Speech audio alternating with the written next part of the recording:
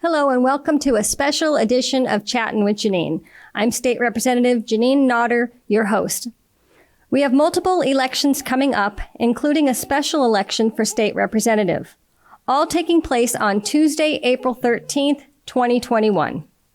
There are candidates running now for town council and school board, among other local offices.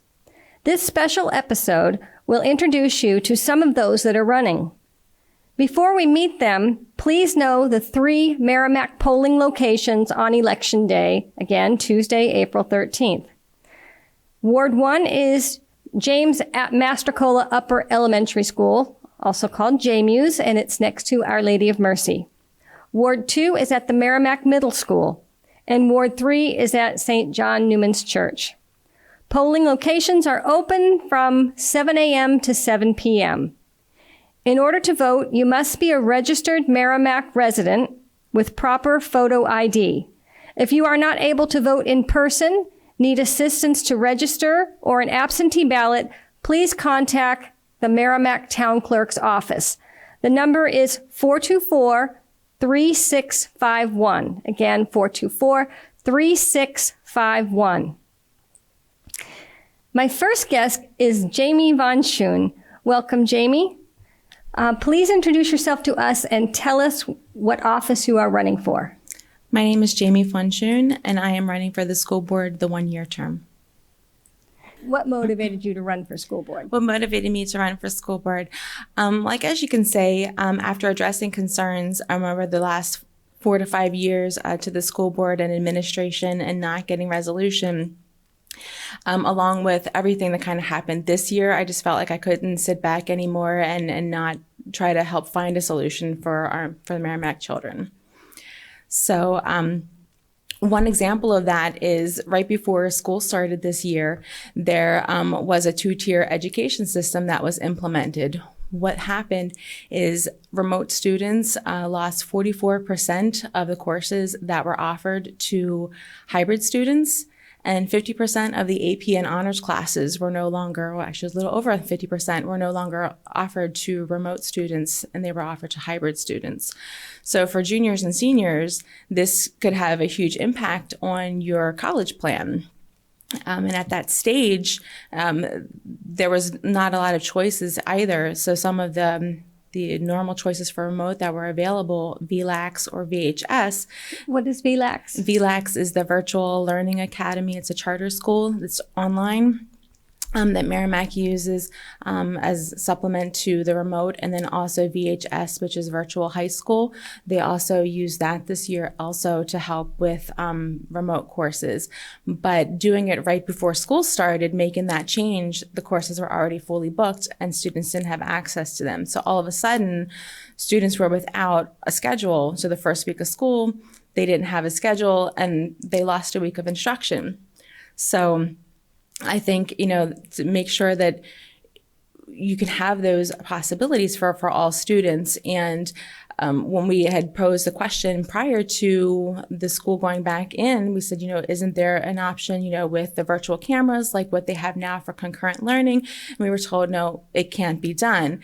Well, I think that, we see now that it can be done now that they've implemented it now. And I think, I've always found success in going in with the how can we attitude instead of a we can't, and all just, closing the door right then. So that's something that I would, definitely like to address and make sure that all students have access to the same education. Another issue is something that I've been struggled with for the last 4 to 5 years are the tools that the teachers use, PowerSchool and now this year Canvas. There's no standards for the teachers to use them or any accountability for making sure that the grades are up to date and that the assignments are on there, and how and if they even use the tools. There are still teachers that still do not use Canvas to this day. So students are always looking for where to find information instead of actually learning. They're searching for information. And then also grades, we find that grades aren't put in sometimes until after the grading period ends. So then you don't know, you have no guide as to how you're doing in a class, and then you find out after the fact that maybe there was assignment that the teacher didn't receive that was submitted, and you're just chasing and just, trying to make up that, and then finding out that maybe you failed, some tests, and at this point it's too late. So think that just making sure, that there are certain standards in place, so that students know where to look for certain information, make sure that everything is timely. We are told that everything's supposed to be updated within 2 weeks. That's not the case. We're seeing this still. And I think that we just need to make sure that we have that information so that our students know, what kind of education, that they're learning and how they're doing. I think that these platforms have best practices, I'm sure, on how to best use the systems, and I think that should be shared with the teachers. You shouldn't have to reinvent the wheel, and maybe that's why teachers aren't using it, but maybe getting the feedback, as to why they're not using it and the struggles, and then finding out from the students what the needs are, and just making sure, that the platforms that are being used are used properly and to the best of the abilities. Awesome. I haven't heard of Canvas. I don't have any kids in the school system anymore. They're all grown. Yeah. I really like how you said, how can we? And that was good. So yeah, thank you so much for being on the show, Jamie. Yep. And good luck. Thank you. Oh, and how can voters learn more about you? Is there a website or social media or anything? Yeah, I have a Facebook, Jamie von Schoen for Merrimack School Board. Okay. I'll look that up. Thank you. Thank you. So my next guest is Scott Sabans. Welcome, Scott. Thank you. Please introduce yourself and tell us what office you're running for. So my name is Scott Sabans. I am running for the 3-year term on the Merrimack School Board. So I've lived in Merrimack for 15 years now. I think April's the 15-year anniversary, and I've got 2 children in the school district. So this is pretty important to me. Mm-hmm. Voters want to know where the candidates stand on issues and what you will bring to the school board. So what are you looking to change? So what I'm bringing in my mind here is a different perspective, right? So I don't have the traditional education background or schooling. What I do have is proven leadership, and I work in the IT information security area. So I want to be able to work with the rest of the board members in the school district to look at things from a different perspective, right? I see this group as a team, and a team needs to have a diverse background, right? So if everybody has the same background, you're all looking at the problem generally the same way. You're not looking for those alternative solutions all the time. So that's the main thing I think I'm bringing to the school board. As far as where do I stand? So first, I want to get the kids back to school, right? Full-time, 5 days a week, and as soon as possible. I understand that there's still some concerns out there. So, we want to definitely address those, and we need to look at, the role of the school board, the role of the school district, and how we can accommodate those students. There's probably legal issues that we need to understand. We need to look at the solutions that are in place now. We have to weigh those out against other potential solutions if this is even an issue in the fall. So looking at that information to make that determination and get these kids back to school and solve a lot of these problems. So as far as what I'm looking to change, so first, I think, we need to focus on excellence. And a lot like Jamie, our families actually had a lot of the same issues, especially with Canvas and not being able to see, what was going on with our children. So focusing on the standardization. So the technology needs to be straightforward. She hit it right, nail on the head with best practices, getting guides out there, making sure teachers are trained well to be able to use that and give them the tools that they need to be successful, which makes our students successful. And then the parents know what's going on. And then use the information that's provided there as metrics to drive results, right? So working with the board, the administration, drive the results to get things done. She mentioned accountability as well. So I'm big on that. So I think the board needs to be held accountable. We're voted into these positions to represent the town.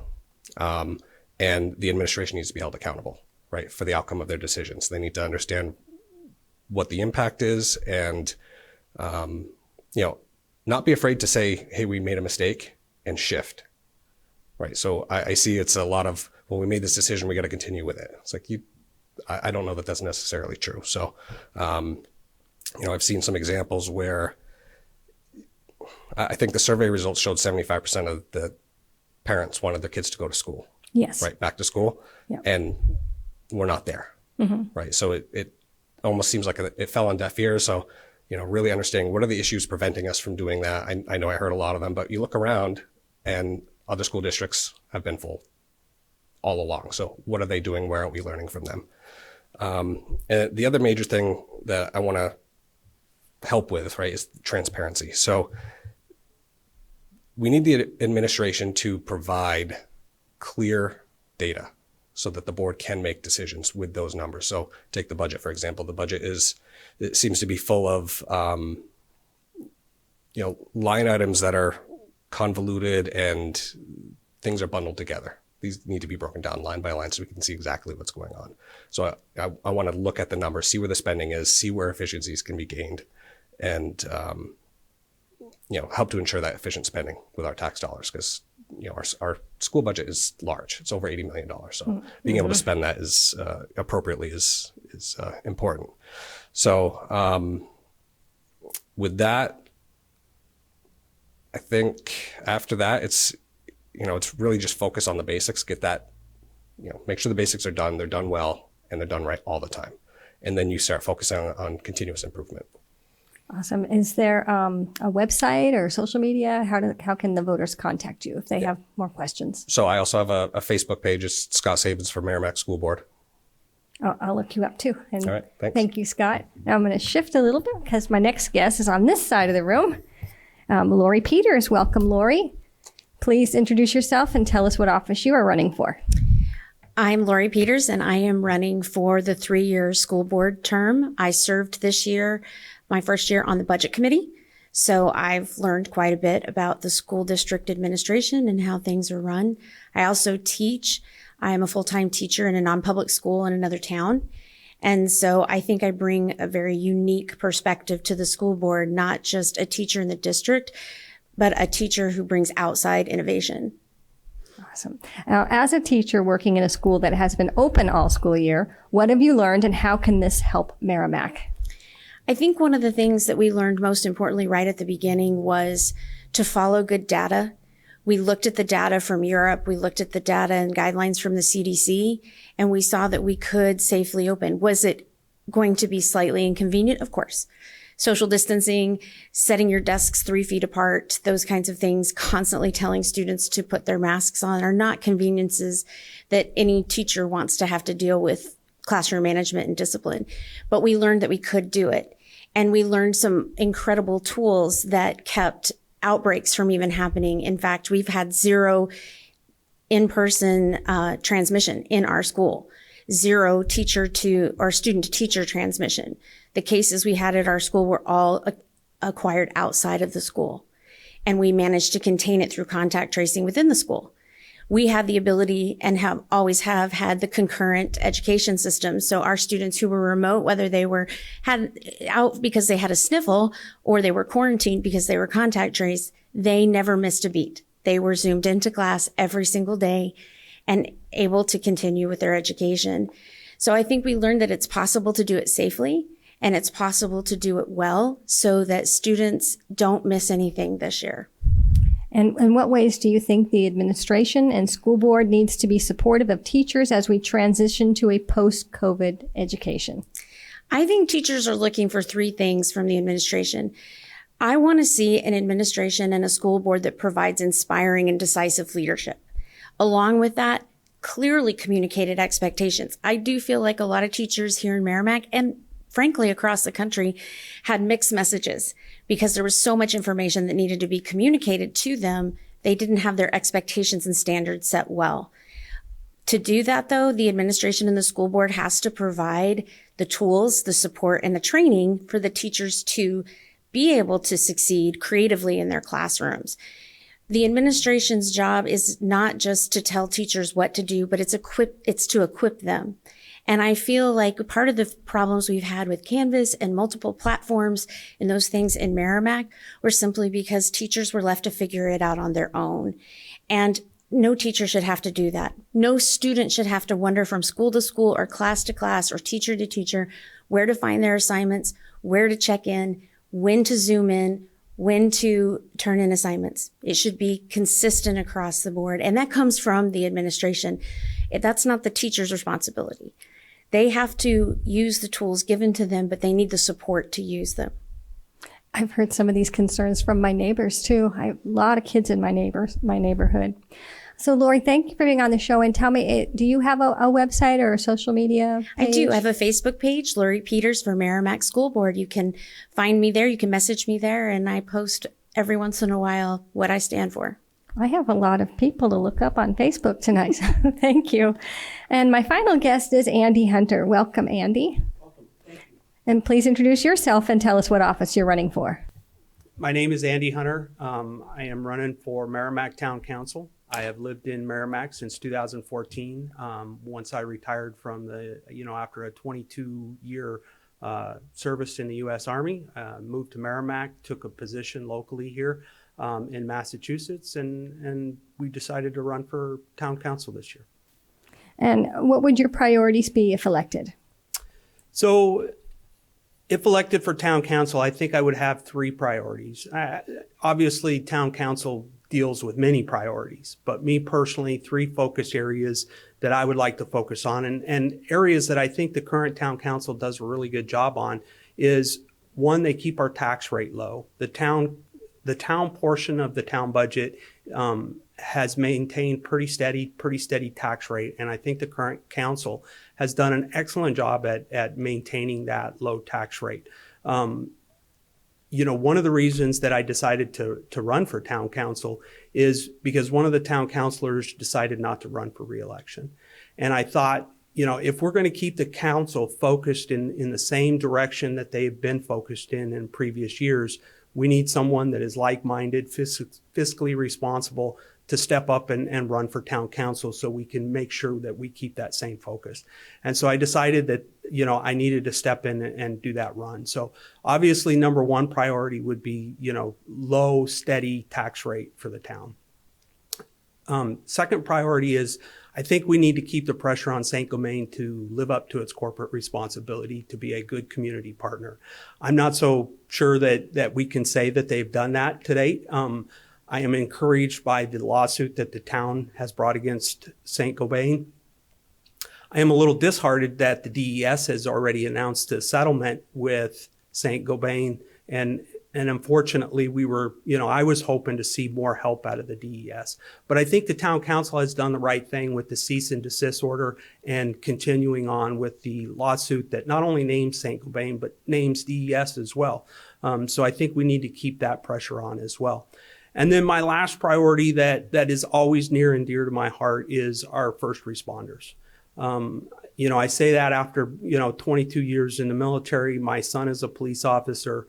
The first responders will always be near and dear to my heart. And so if we're going to ask those folks to go put their lives at risk for our public safety, we need to make sure that we're doing the right thing by them and making sure they're well equipped to be able to go and do that. I'm sure no one would disagree. Yes. And what is your opinion of the 2021 proposed town budget?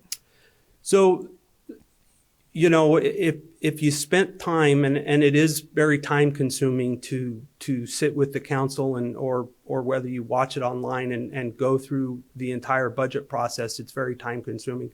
But one of the things you see that the council has taken a lot of time, and they have debated every single dollar that's in that town budget. I've been very impressed. Every time that they have an additional cost in one area, they're looking at a cost savings in another area to try to offset that. They had some very hard decisions to make this year. One of the things that they looked at was adding 4 additional firefighters because of the increased call volume and the growth of Merrimack. They debated on that. They had some really good debate. They looked at ways to offset that increased cost. I think the council did the right thing, and they did include that in the 21-22 budget that they proposed to the town this year. And I would encourage the town to vote for that budget. I would also say that there's one area that does concern me a little bit, and that's the unrestricted fund budget. 2 years ago, that fund had about 10% of expected expenditures surplus. The town council made a decision that they wanted to target that down to 6%. Now, I will say the town council has been using those funds very wisely over the next couple of years. They've been buying down the tax rate, and they've spent some money limited on capital projects. However, that this year, that excess fund or unrestricted fund is now down to the 6% target. So next year, they don't have the ability to use that fund, those excess funds, to get from 10% to 6%. They can't use those funds to buy down the tax rate. And they've been averaging about $500,000 a year in capital projects with that fund as well. They won't have that option next year. So next year, we're going to have to make some very hard decisions in Merrimack to keep our taxes steady. We're either going to reduce capital expenditures by $500,000 next year, or we're going to put that in the budget and increase taxes. So I think there's some hard questions for next year that we're going to have to answer. I will say I think the council's been very responsible with the way they've handled that. I would expect that they would do the same thing next year.